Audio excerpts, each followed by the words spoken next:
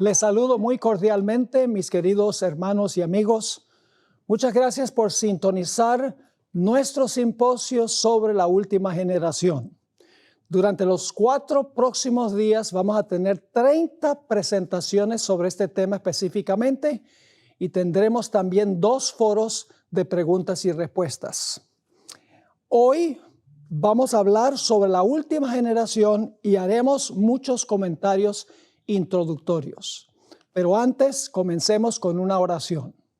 Padre Celestial, gracias te damos por el privilegio ahora de abrir tu palabra y de estudiar este tema tan importante sobre la última generación. Sabemos que las señales indican que Jesús está próximo a venir y tú vas a tener un pueblo victorioso. Queremos ser miembros de ese cuerpo. Gracias, Padre, porque nos acompañas en este momento. Te pedimos que nos acompañes también en todas las presentaciones, también con aquellos que están viendo.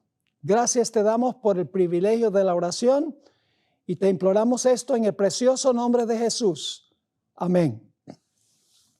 Esta serie de temas no son sermones, son estudios.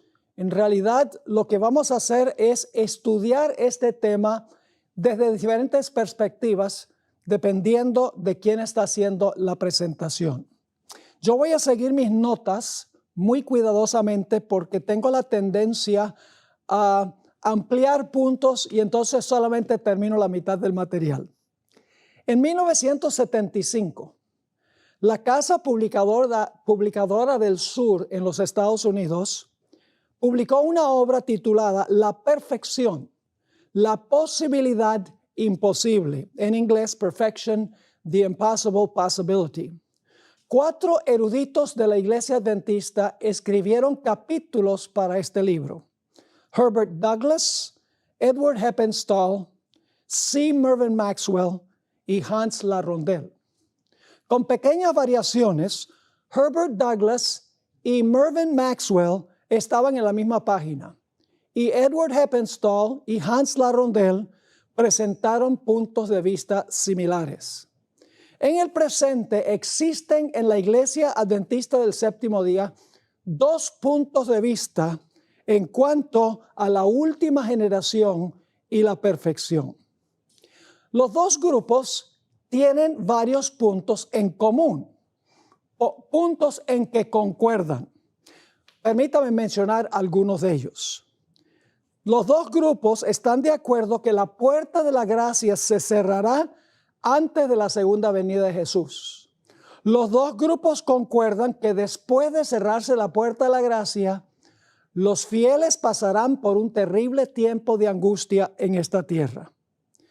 También concuerdan en que los fieles, los 144,000, estarán en la tierra durante este tiempo y se mantendrán fieles a Dios. Están de acuerdo también que durante este periodo los fieles tendrán aún su naturaleza pecaminosa y que Dios no removerá la naturaleza pecaminosa hasta que Cristo regrese para transformar este cuerpo vil a semejanza de su cuerpo de gloria. Los 2 grupos concuerdan en estos puntos, pero hay 2 puntos fundamentales a donde los 2 grupos no concuerdan.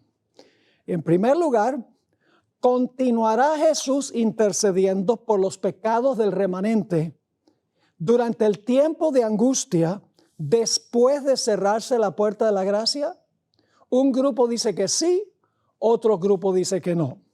La segunda pregunta es, ¿vivirá el remanente fiel una vida sin pecar en acción, en palabra, en motivos y en pensamientos durante este periodo? Un grupo dice que sí y otro grupo dice que no. Ahora, hay peligros que afrontan a los 2 grupos. Por un lado, los que creen en la victoria total sobre el pecado, antes de cerrarse la puerta de la gracia, corren el peligro de caer en el perfeccionismo y el fanatismo, considerándose más santos que otros y criticando a los que, según ellos, no alcanzan su alto nivel de espiritualidad. El peligro del otro lado es perder de vista la seriedad del pecado. justificándolo por tener tendencias heredadas y cultivadas. El peligro de este lado radica en enseñar que la naturaleza pecaminosa del hombre es tan poderosa que ni aún la omnipotente gracia de Dios puede subyugarla y vencerla. ¿Qué queremos decir con la expresión última generación? ¿Quiénes pertenecerán a este grupo y cuándo vivirán?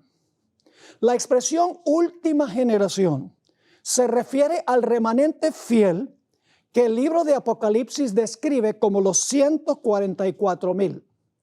Este grupo estará vivo durante el peor tiempo de angustia de la historia y saldrá victorioso finalmente según Apocalipsis 15, 2 al 4. Cuando termine el tiempo de angustia por el cual habrán pasado, Dios trasladará a este grupo al cielo de entre los vivos. Ahora, Daniel 12:1 es el versículo clave que necesitamos estudiar para tener el marco histórico de cuándo vivirá esta generación y qué características tendrá. No es una coincidencia que Elena G. de White comenzó el capítulo en el conflicto de los siglos sobre el tiempo de angustia citando Daniel el capítulo 12 y el versículo 1. Vamos a leer el versículo y vamos a notar 8 puntos claves que queremos esbozar en nuestro estudio hoy. Dice en Daniel 12:1, y voy a contar los 8 puntos que quiero tocar. En aquel tiempo, ¿cuál tiempo es ese? Se levantará. ¿Qué significa se levantará? Miguel, el gran príncipe. ¿Quién es Miguel, el gran príncipe? Que está de parte de. ¿Qué significa esa expresión? Que está de parte de. Los hijos de tu pueblo. ¿Quiénes son los hijos de tu pueblo? Será tiempo de angustia, cual nunca fue desde que hubo gente hasta entonces. ¿Cómo es ese tiempo de angustia? ¿Cómo será ese periodo por el cual pasarán los fieles de Dios? El punto número 7 es, será libertado tu pueblo. ¿Libertado de qué? Y finalmente, los que van a ser libertados son todos los que se hayan escritos en el libro. 8 puntos que queremos tratar. Aquel tiempo se levantará Miguel, está de parte de los hijos de tu pueblo, será tiempo de angustia, tu pueblo será libertado, todos los que se hayan escritos en el libro. Vamos a analizar entonces primero la expresión en aquel tiempo. ¿A qué se refiere aquel tiempo? La expresión temporal, aquel tiempo de Daniel 12:1, nos devuelve al versículo 44 del capítulo anterior, donde nuevas del oriente y del norte, que es la lluvia tardía y el fuerte clamor, enojan al rey del norte, símbolo del papado, y hace que este rey del norte salga con ira para tratar de destruir a la generación final o a la última generación. Elena White explicó que si Satanás pudiera borrar de la existencia a esta última generación, el triunfo de Satanás sería completo. Siendo que la última generación estará en jaque, Miguel tendrá que levantarse para defenderlos. Por su fidelidad a Dios, la última generación se enfrentará a un decreto de muerte. Vamos a leer el versículo 44 para ver de qué va a ser librado el pueblo de Dios. Dice, pero noticias del oriente. El ángel que trae el sello de Dios viene de donde se levanta el sol, del oriente. Y del norte, el norte es el cielo. El ángel que desciende en Apocalipsis 18:1 del cielo.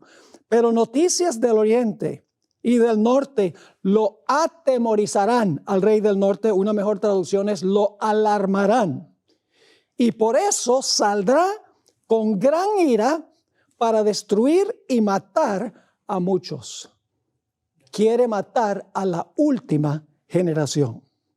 Así que en aquel tiempo se refiere al momento cuando el rey del norte, símbolo del papado, va a procurar acabar con la última generación con los que pasan vivos durante el tiempo de angustia. Ahora hablemos un momento de Miguel. ¿Quién es Miguel? Bueno, en realidad el nombre Miguel es un nombre compuesto. Significa ¿quién es como Dios? Se usa 5 veces en la Biblia.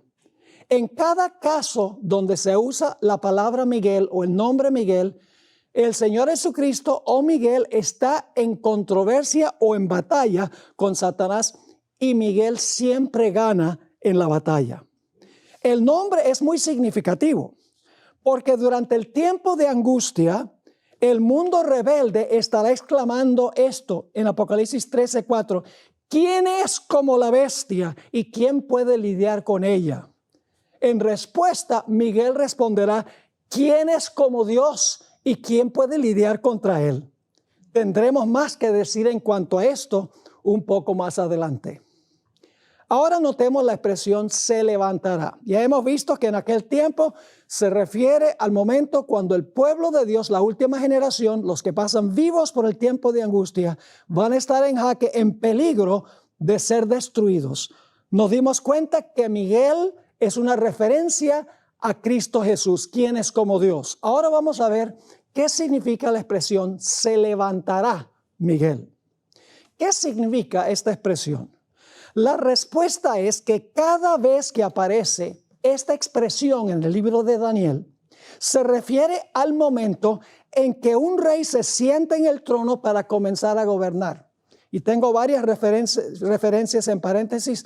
Ustedes van a poder conseguir estas presentaciones escritas para que puedan estudiarlas con calma. Pero en el libro de Daniel, cuando se usa la expresión se levantará, se refiere a un rey que se sienta en el trono y comienza a gobernar. Esto significa que Daniel 12:1 describe el momento en que Miguel, Cristo Jesús, se levanta para comenzar a reinar o gobernar sobre su reino escatológico. Y el reino se compone de sus súbditos. El reino es sus súbditos. No es un territorio geográfico, son los creyentes, los fieles de Jesús. Jesús no puede comenzar a gobernar sobre su reino hasta que el juicio investigador haya revelado quiénes son miembros de ese reino. Por un lado, esto es muy importante, por un lado, Daniel 7:13 y 14 y Daniel 8:14 describen el momento en que Jesús se movió del lugar santo al lugar santísimo el 22 de octubre de 1844 para comenzar el proceso por el cual determinaría quién individualmente es miembro de su reino. Por el otro lado, el momento en que Miguel se levanta describe la ocasión cuando el proceso de juzgar concluye. En ese momento el reino de Jesús está completo porque el juicio ha demostrado quién pertenece a ese reino. Mientras la puerta de la gracia está abierta, Jesús está ataviado con sus vestiduras sumos sacerdotales porque está sirviendo como sumo sacerdote. Pero cuando concluya su obra como sumo sacerdote, se levantará, que significa que se vestirá con sus vestiduras reales o con sus mantos de venganza, como lo llama el espíritu de profecía. Por eso cuando Jesús regrese del cielo a la tierra, vendrá vestido con ropas teñidas en sangre del lagar y vendrá vestido como Rey de Reyes y Señor de Señores. 2 citas del espíritu de profecía sobre el cambio de ropa de Jesús cuando concluye su obra de juicio para determinar quiénes son miembros de su reino. La primera cita está en Primeros Escritos, página 36. Las naciones se están airando ahora, pero cuando nuestro sumo sacerdote termine su obra en el santuario, ahora escuchen bien, se levantará.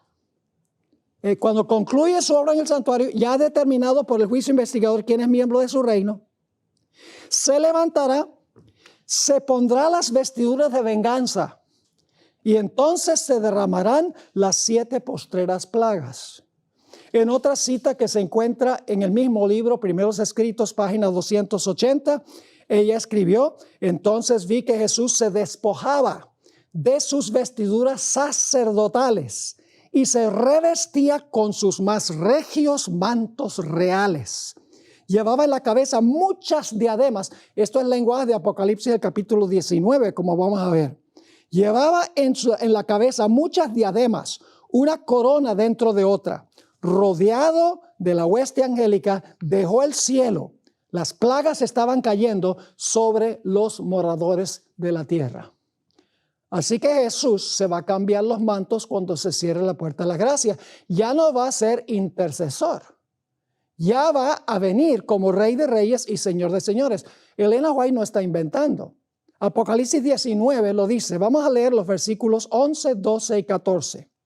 Entonces vi el cielo abierto, y he aquí un caballo blanco, y el que lo montaba se llamaba Fiel y Verdadero, y con justicia juzga y pelea. Este es Cristo. Sus ojos eran como llama de fuego, y había en su cabeza muchas diademas, lenguaje que usa el Espíritu de Profecía en la cita que leímos. Y tenía un nombre escrito que ninguno conocía sino él mismo.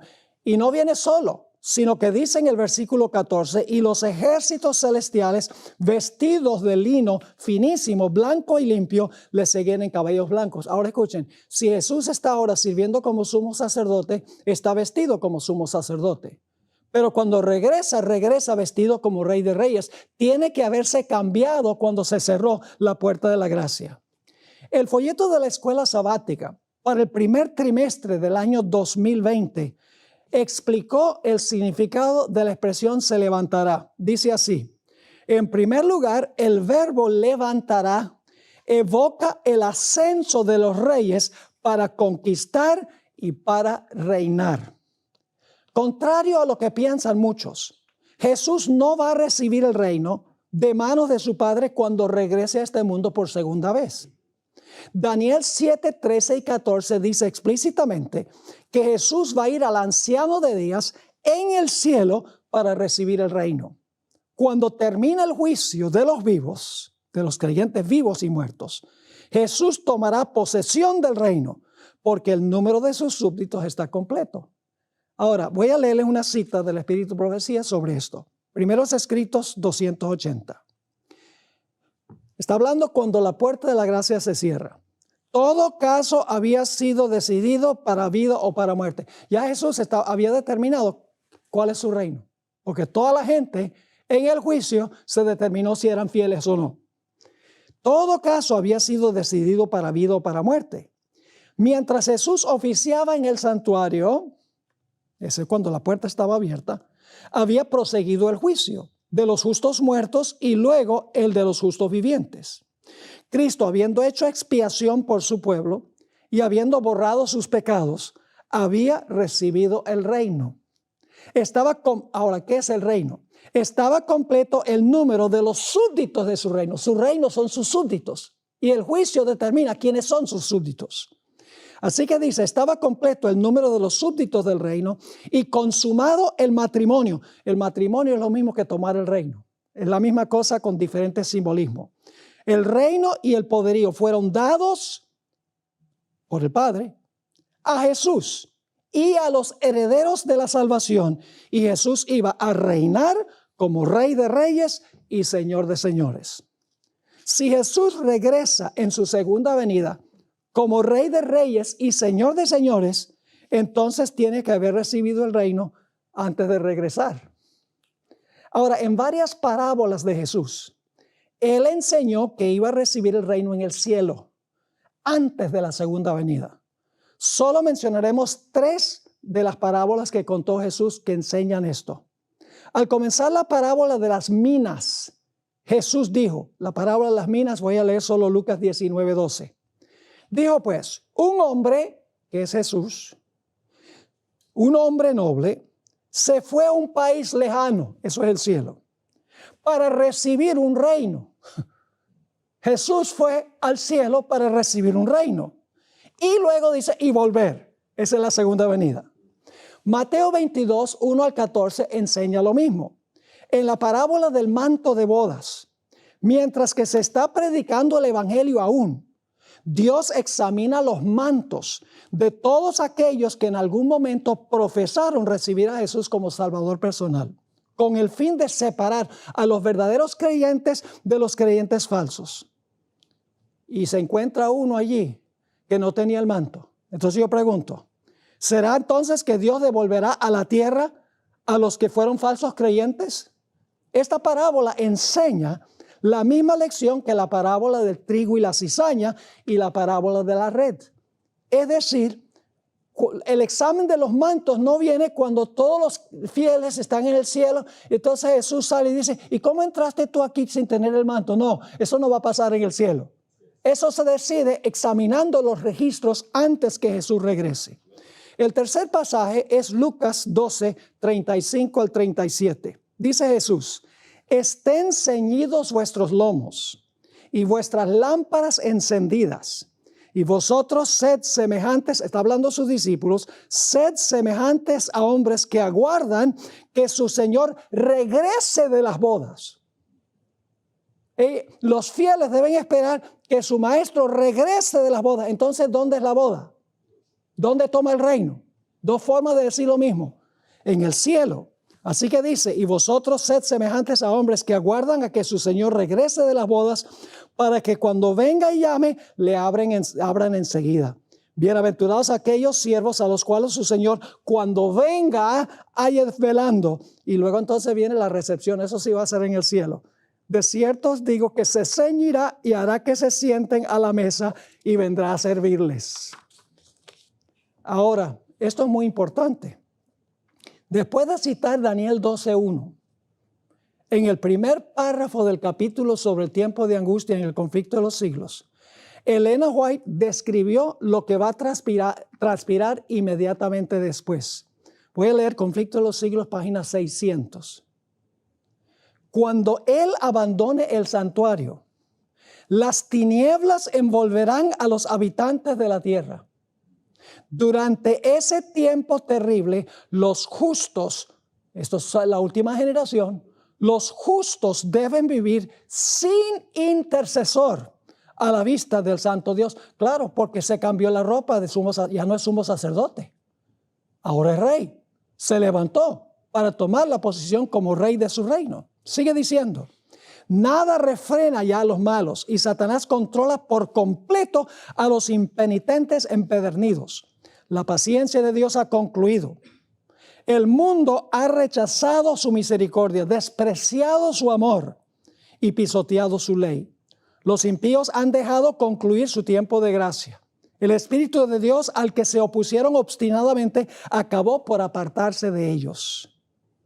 Sigue diciendo, desamparados ya de la gracia divina, están a merced de Satanás, el cual sumirá entonces a los habitantes de la tierra en una gran tribulación final. Como los ángeles de Dios dejen ya de contener los vientos violentos de las pasiones humanas, todos los elementos de contención se desencadenarán. El mundo entero será envuelto en una ruina más espantosa que la que cayó antiguamente sobre Jerusalén. En otra cita, Conflicto de los Siglos 421, en la cita que acabé de leer, la hermana White dice que los justos deben vivir sin intercesor. Aquí ella va a usar otra palabra que es sinónima. Los que vivan en la tierra, cuando cese la intercesión de Cristo en el santuario, son los a la última generación, ¿verdad? Los 144,000. Los que vivan en la tierra, cuando cese la intercesión de Cristo en el santuario celestial, deberán estar en pie en la presencia del Dios Santo sin mediador. Así que en una cita sin intercesor, en otra cita sin mediador. Sus vestiduras deberán estar sin mácula. Sus caracteres purificados de todo pecado por la sangre de la aspersión. Por la gracia de Dios y sus propios y diligentes esfuerzos deberán ser vencedores en la batalla con el mal. Muy claro, ¿verdad que sí? El pueblo de Dios que pase por ese tiempo tiene que haber vencido el pecado. Ahora, hay otros dos pasajes que quiero tocar brevemente. Apocalipsis 22, 10 al 12. Aquí hay 3 puntos de tiempo. Me dijo, no selles las palabras de la profecía de este libro. Es decir, no selles Apocalipsis. Ahora, si Apocalipsis no está sellado, significa entonces que puede salir un mensaje. La gente puede leer el libro y puede asimilar el mensaje.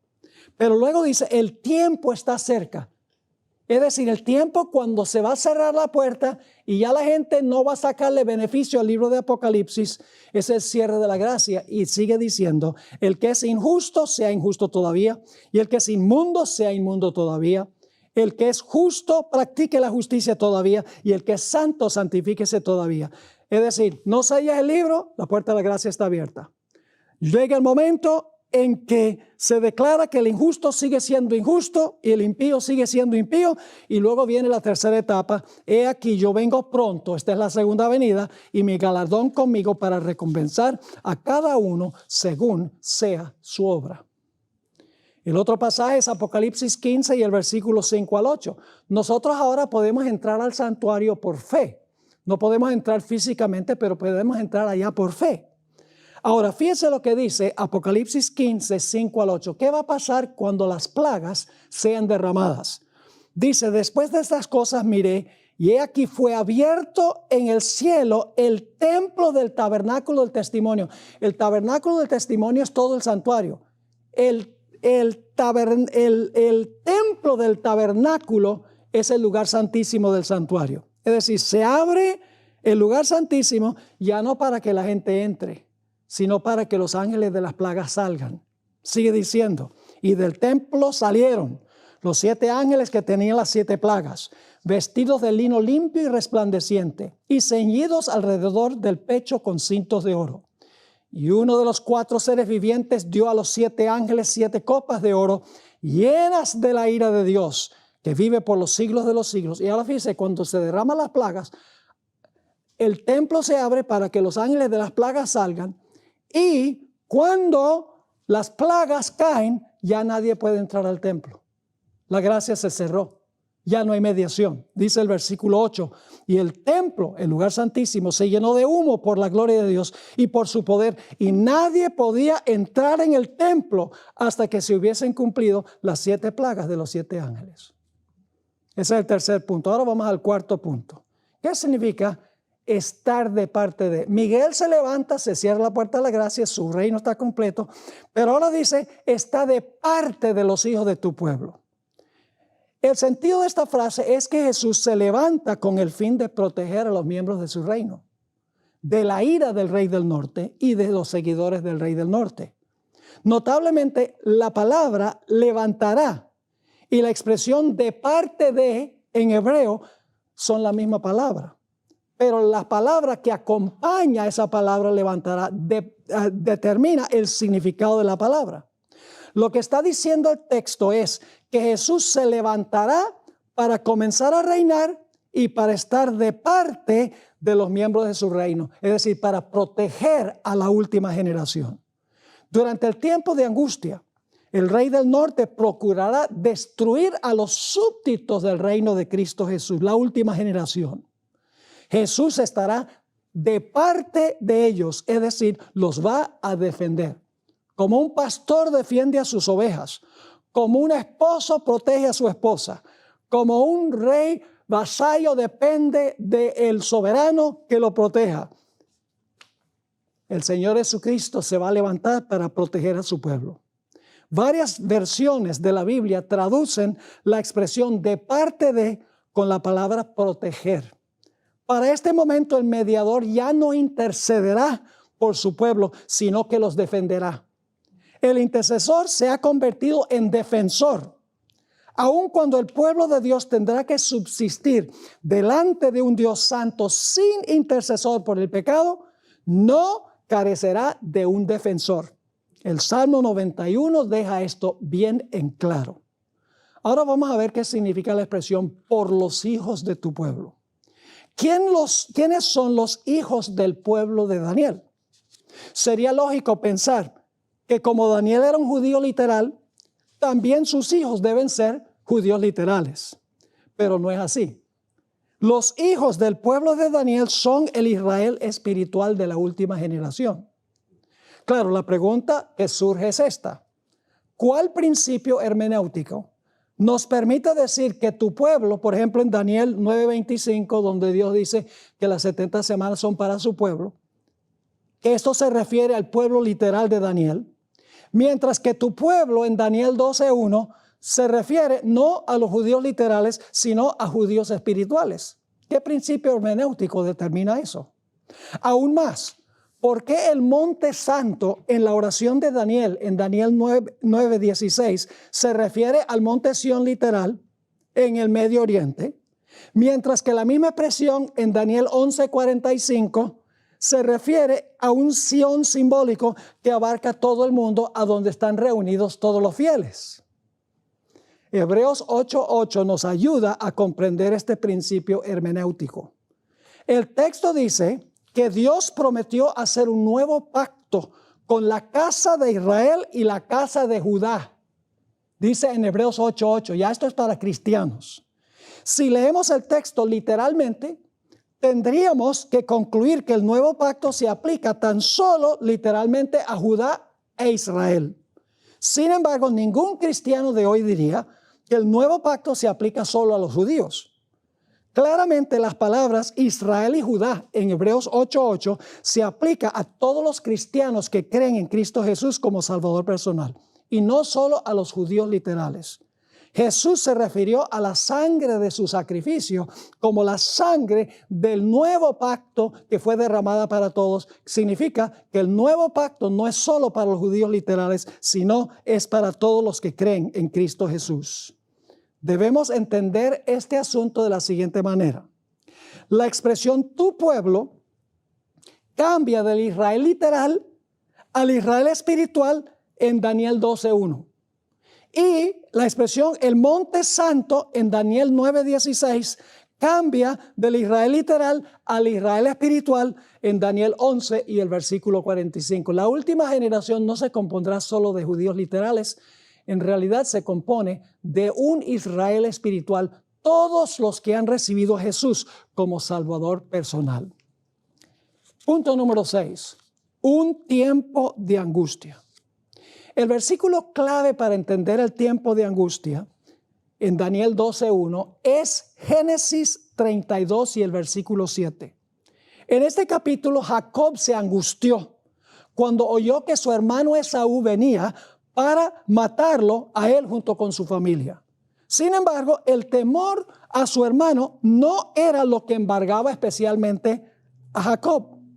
En su angustia se acordó del pecado que había cometido contra su padre y contra su hermano 20 años antes. Temía que su pecado fuera tan grande que no podía reclamar la protección de Dios. Toda la noche Jacob clamó a Dios para que lo perdonara y lo librara de la ira de su hermano. Pueden leer eso en Génesis 32:11. Toda la noche Jacob luchó con Miguel, el ángel del pacto, y rehusó soltarlo hasta que lo bendijera. Jacob prevaleció. El ángel luego lo bendijo y le dio un nuevo hombre que reflejaba su nuevo carácter. El contexto indica claramente que este ángel no era ni más ni menos que el mismo Miguel, Cristo Jesús. La misma persona que aparece en Daniel 12 y el versículo 1. Esto lo sabemos porque después de su experiencia, Jacob le puso un nombre al lugar a donde esto había ocurrido. Le puso el nombre Peniel, que significa rostro de Dios. Y Jacob explicó por qué lo llamó rostro de Dios. Porque él dice, he visto a Dios cara a cara y he sido librado. Pero Oseas dice que estaba luchando con el ángel. Pero en realidad el ángel era el arcángel Miguel que menciona la Sagrada Escritura. Esta ira de Esaú contra su hermano Jacob se cumplirá en una escala global en Daniel 11:44 hasta el capítulo 12 y el versículo 1. Allí un sistema global simbolizado por Esaú se levantará contra la última generación que se haya reunida en todo el mundo. Jeremías 30:4-10 describe este tiempo de angustia de Jacob. Dice así: estas, pues, son las palabras que habló Jehová acerca de Israel y de Judá. Porque así ha dicho Jehová: he oído voz de temblor, de espanto y no de paz. Inquirid ahora y mirad si el varón da a luz, porque he visto que todo hombre tenía las manos sobre sus lomos, como mujer que está de parto, y se han vuelto pálidos todos los rostros. Esto es una descripción de la experiencia de los fieles de Dios durante el tiempo de angustia de Jacob. Sigue diciendo en el versículo 7, cuán grande es aquel día, tanto que no hay otro semejante a él. Tiempo de angustia para Jacob, pero de ella será ¿qué? Librado. Una palabra clave ahí en Daniel 12:1. En aquel día, dice Jehová de los ejércitos, yo quebraré su yugo del rey del norte, yo quebraré su yugo de tu cuello, romperé tus coyundas y extranjeros no lo volverán más a poner en servidumbre, sino que servirán a Jehová su Dios y a David su rey. Para este tiempo el rey literal David estaba muerto, así que tiene que referirse a Jesús. Así que dice, sino que servirán a Jehová su Dios y a David su rey, a quien yo les levantaré. Tú pues, siervo mío, Jacob, no temas, dice Jehová, ni te atemorices, Israel, porque he aquí que yo soy el que te salvo de lejos a ti y a tu descendencia de la tierra de cautividad. Y Jacob volverá, descansará y vivirá tranquilo, y no habrá quien lo espante. Qué tremenda descripción de la experiencia por la cual pasará el pueblo de Dios durante este periodo, pero Dios promete que los va a librar. En el tomo 6 de los Testimonios, página 407, Elena White escribió, el espíritu refrenador de Dios se está retirando ahora mismo del mundo. Los huracanes, las tormentas, las tempestades, los incendios y las inundaciones, los desastres por tierra y mar, se siguen en rápida sucesión. Y ahora escuchen esto. La ciencia procura explicar todo esto. Es el cambio climático, dicen. Aumentan en derredor nuestro las señales que nos dicen que se acerca el Hijo de Dios, pero son atribuidas a cualquier causa menos la verdadera. Los hombres no pueden discernir a los ángeles que como centinelas refrenan los cuatro vientos para que no soplen hasta que estén sellados los siervos de Dios, pero cuando Dios ordene a sus ángeles que suelten los vientos, habrá una escena de contienda que ninguna pluma podrá describir. No podemos imaginarnos cómo será un mundo donde Satanás está en total control de los impenitentes. Va a ser una selva. Pero Miguel, que no intercede ya por el pecado, porque ya purificó el santuario del pecado, no puede entrar más. Él se va a levantar para defender a sus fieles. Ni un solo fiel de la última generación perecerá. En Primeros Escritos 280, Elena White amplió lo que acabé de leer. Al salir Jesús del lugar santísimo, oí el tintineo de las campanillas de su túnica. Una tenebrosa nube cubrió entonces a los habitantes de la tierra.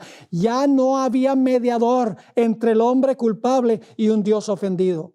Mientras Jesús estuvo interpuesto entre Dios y el pecador, tuvo la gente un freno. Pero cuando dejó de estar entre el hombre y el Padre, desapareció el freno y Satanás tuvo completo control sobre los finalmente impenitentes. Vamos a la frase número 7. Serán libertados. ¿Libertados de qué? Como Jacob fue libertado de Esaú, que quería matarlo.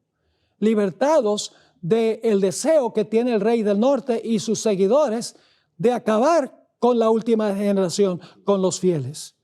Ahora, a fin de entender plenamente la liberación de la última generación en Daniel 12:1, tenemos que regresar a dos otras historias que se encuentran en el libro de Daniel.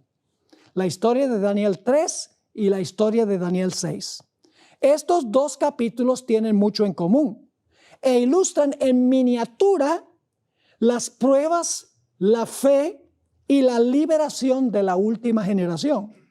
Daniel 3 y 6 guardan una relación estrecha con Daniel 12:1 y también con Apocalipsis 13. En estos pasajes hay un remanente fiel que afronta un decreto de muerte, pasa por un tiempo de angustia y es libertado por Jesús. El vínculo entre estos tres pasajes en realidad aparece en los tres lugares. Y la palabra clave es la palabra librar o libertar. Examinemos primero la historia de Daniel 3 para ver cómo es una sombra de Daniel, el capítulo 12 y el versículo 1.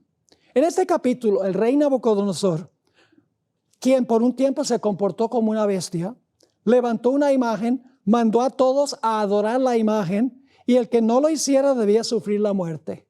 Un remanente fiel rehusó obedecer y como resultado se enfrentó al decreto de muerte. Suena igualito a Apocalipsis 13, ¿verdad que sí? El rey amenazó a los fieles y los desafió. Vamos a leer Daniel 3 y el versículo 15. El rey le dice a ellos: ahora pues estáis dispuestos para que al oír el son de la bocina, de la flauta, del tamboril, del arpa, del salterio, de la zampoña y de todo instrumento de música, os postréis y adoréis la estatua que he hecho, porque si no la adorareis, en la misma hora seréis echados en medio de un horno de fuego ardiendo. Y ahora vamos a encontrar la palabra clave: librar, librar. Esa es una palabra clave en Daniel 12:1. Tu pueblo será libertado, todos los que están escritos en el libro. Dice el rey: ¿y qué Dios será aquel que os ¿qué? Libre de mis manos. Los jóvenes no titubearon en responder. Noten los versículos 16 al 18. Otra vez la palabra clave. Sadrac, Mesach y Abednego respondieron al rey Nabucodonosor, diciendo: no es necesario que te respondamos sobre este asunto. He aquí nuestro Dios, a quien servimos, puede librarnos del horno de fuego ardiendo, y de tu mano, oh rey, nos librará. Y si no, sepas, oh rey, que no serviremos a tus dioses, ni tampoco adoraremos la estatua que has levantado. Amaban a Dios más que la vida. Así será la última generación. En el capítulo 3 y el versículo 19 dice: entonces Nabucodonosor se llenó de ira. ¿Va a haber ira contra los fieles de Dios, la última generación? Oh, ya. Van a pasar por un horno de fuego, simbólicamente hablando. Oh, ya. Y dice: se demudó el aspecto de su rostro contra Sadrac, Mesach y Abednego, y ordenó que el horno se calentase 7 veces más de lo acostumbrado.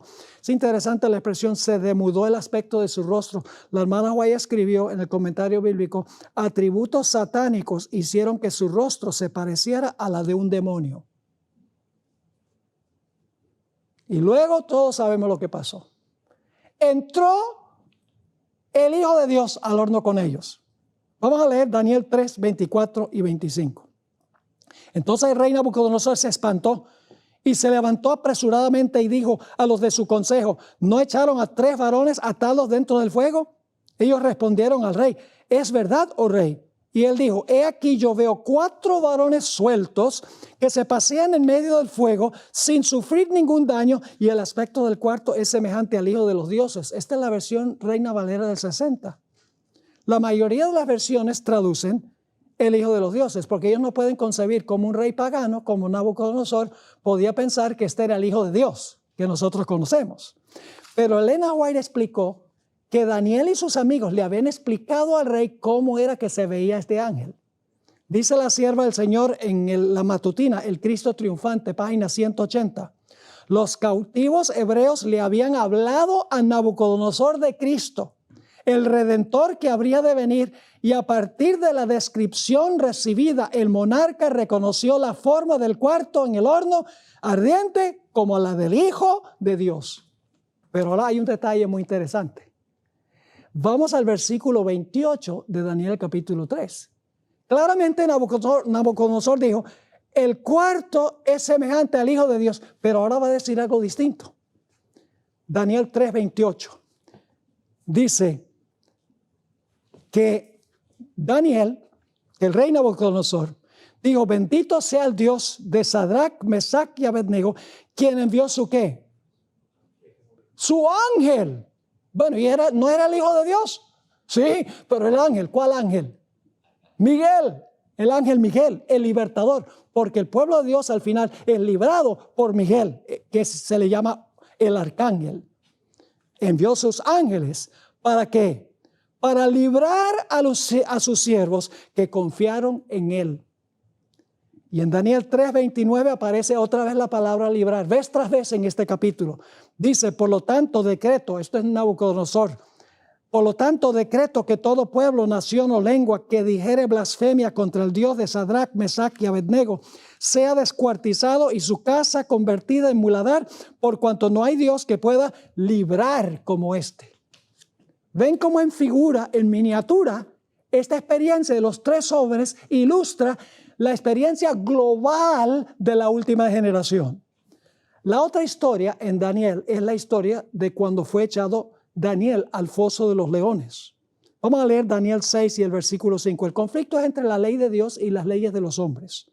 Entonces dijeron aquellos hombres, no hallaremos contra este Daniel ocasión alguna para acusarle, si no la hallamos contra él en relación con la ley de su Dios. Es decir, tenemos que poner una ley que contradiga la ley de Dios. Y por medio de artimañas, los sátrapas del rey lo convencieron que emitiera un decreto que prohibía el derecho que tenía Daniel de adorar a su Dios en oración.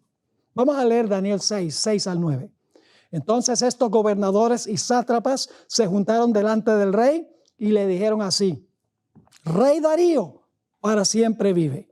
Todos los gobernadores del reino, magistrados, sátrapas, príncipes y capitanes han acordado por consejo que promulgues un edicto real y lo confirmes, que cualquiera que en el espacio de 30 días demande petición de cualquier dios u hombre fuera de ti, oh rey, sea echado en el foso de los leones. Ahora, oh rey, confirma el edicto y fírmalo para que no pueda ser revocado conforme a la ley de Media y de Persia, la cual no puede ser abrogada. Firmó pues el rey Darío el edicto y la prohibición. Parecía que Daniel iba a perecer. Pero Daniel no cambió sus hábitos de oración. Si hubiera escondido, si hubiera cerrado las ventanas, hubiera dado la impresión de que era un cobarde. Él tenía que demostrar que él era siervo de Dios. Y por lo tanto, en el versículo 10 dice, cuando Daniel supo que el edicto había sido firmado, entró en su casa, abiertas las ventanas de su cámara que daban hacia Jerusalén, se arrodillaba 3 veces al día y oraba y daba gracias delante de su Dios, como solía hacer antes. Y los sátrapas acusaron a Daniel al rey. Y el rey, tristemente, se dio cuenta que lo habían engañado y echó a Daniel al foso de los leones. Vamos a leer un pasaje largo porque tiene la palabra clave varias veces. Daniel 6, 14 al 22. Cuando el rey oyó el asunto, le pesó en gran manera y resolvió librar a Daniel. Y hasta la puesta del sol trabajó para librarle.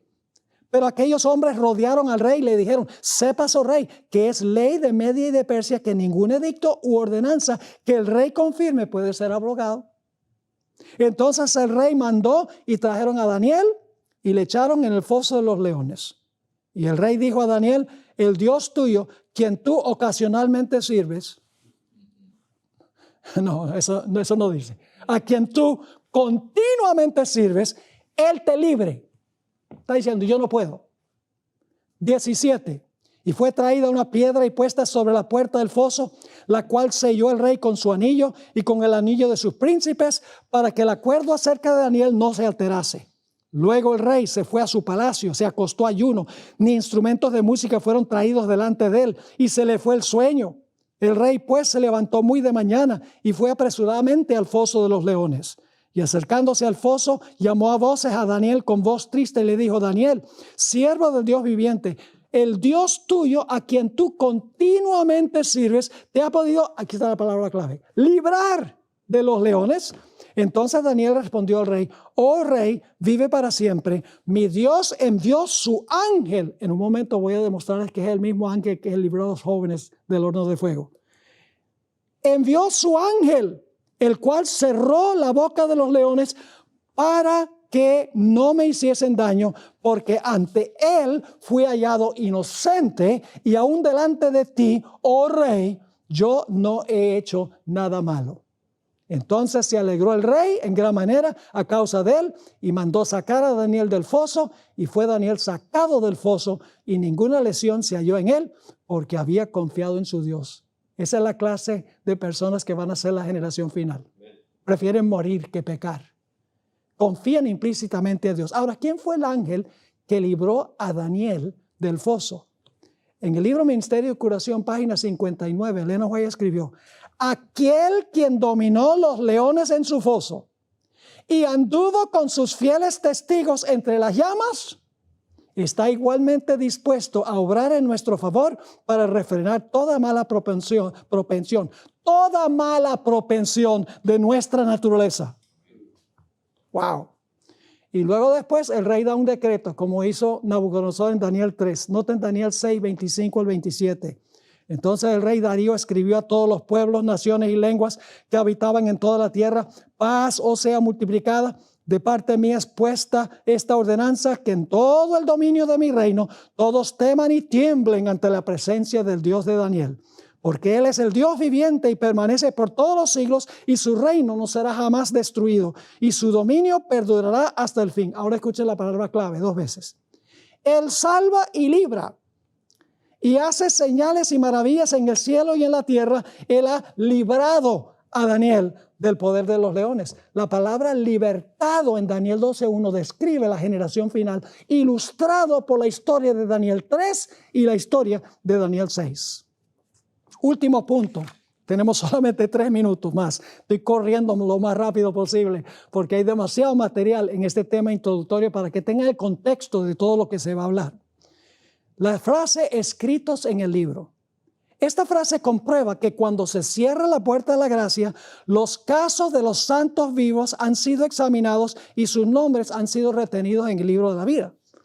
Miguel solo librará de la muerte a aquellos cuyos nombres han sido retenidos en el libro de la vida durante el juicio de los vivos.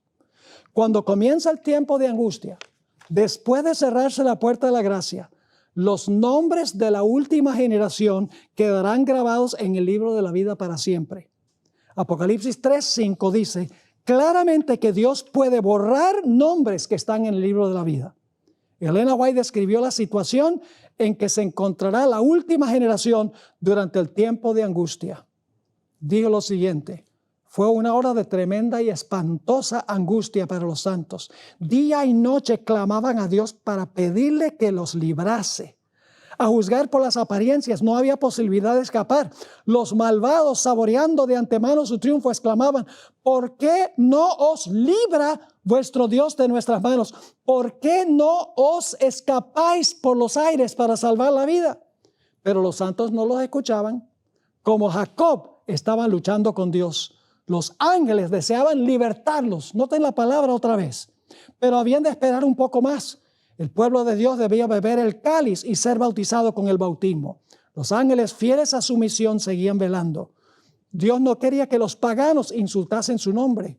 Se acercaba el tiempo en que iba a manifestar su formidable poder y libertar gloriosamente a sus santos. Por la gloria de su nombre iba a libertar. Note la cantidad de veces que se usa la palabra libertar. Por la gloria de su nombre iba a libertar a todos los que pacientemente le habían esperado y cuyos nombres estaban escritos en el libro.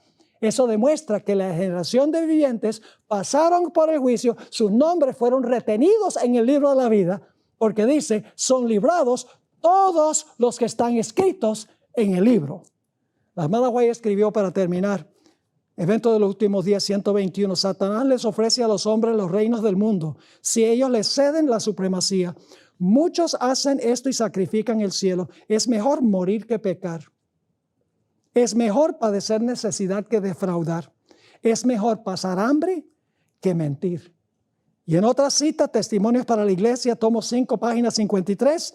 Los pesares del deber y los placeres del pecado son las cuerdas con las cuales Satanás ata a los hombres en sus trampas.